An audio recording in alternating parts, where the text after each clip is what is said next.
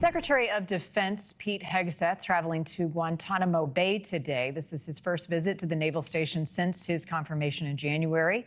Hegseth will be briefed on all mission operations at the base, as well as take a tour of the Migrant Operations Center and the detention facility. Authorities along the southern border ramping up efforts to combat gun smuggling operations. Firearms have been transported southbound into Mexico, falling into the hands of the drug cartels. Last week, the Trump administration formally labeled 8 of those cartels as terrorist organizations. The designation raising concerns about military action as Mexico's president, Claudia Sheinbaum, warns the U.S. against invasion. NewsNation's Jorge Ventura joining us now. What more can you tell us about these operations and the gun smuggling, Jorge? Well, Marni, Mexican cartels continue to depend on American firearms to supply their arsenal, and these weapons are purchased and then smuggled through legal ports of entry like the one right behind me here on the Texas border. These firearms are fueling the ongoing violence in Mexico and falling in the hands of some of the most powerful criminal organizations in the world. Now, CBP officers in Nogales, Arizona recently were able to seize 42 AK-47 style rifles in a cargo truck prior to that truck entering the port of entry and into Mexico. The port director there says, quote, "These powerful weapons were likely headed to cartels to protect their illicit fentanyl labs." Retired Homeland Security and ICE Special Agent Victor Avila telling NewsNation that cartels are using straw purchasers, individuals with clean records, to purchase these firearms and then to be smuggled through ports of entry. So now you're providing weapons to a terrorist, just like if you were buying a gun, a rifle for ISIS, you're now buying it for the Sinaloa cartel, same exact thing.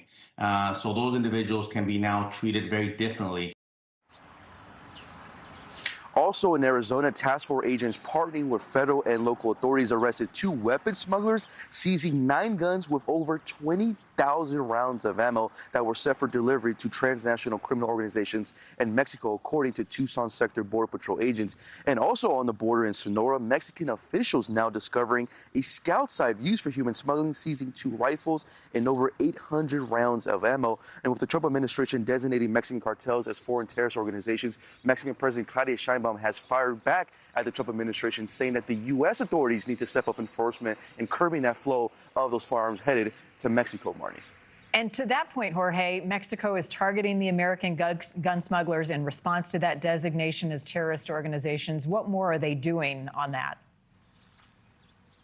So Mexican President Claudia Sheinbaum has been firing back at the Trump administration, says that she's now working to reform constitutional reforms when it comes to now expanding and cracking down on foreigners involved in gun smuggling and getting those weapons to cartels. She says these reforms will call for the highest penalties to be applied to foreigners now found guilty of gun smuggling and getting those weapons in the arms of some of the most powerful cartels in Mexico. Sheinbaum is arguing that if cartels are terrorists, those supplying those weapons to those criminal organizations should be held accountable for aiding terrorism. Now, retired HSI and Special Agent Victor Avila also tells me while the majority of firearms that are acquired by cartels are coming from the U.S., when it comes to the military grade style weapons, those are still being acquired through the Mexican military, Marni. So a lot of developing situations and the continued fire back between Sheinbaum and the Trump administration on the issue of the designation of cartels as now FTOs, Marni. Certainly. All right, Jorge, thank you. Thank you for watching. Go to newsnationnow.com to find NewsNation on your television provider. And don't forget to click the red subscribe button below to get more of NewsNation's fact-driven, unbiased coverage.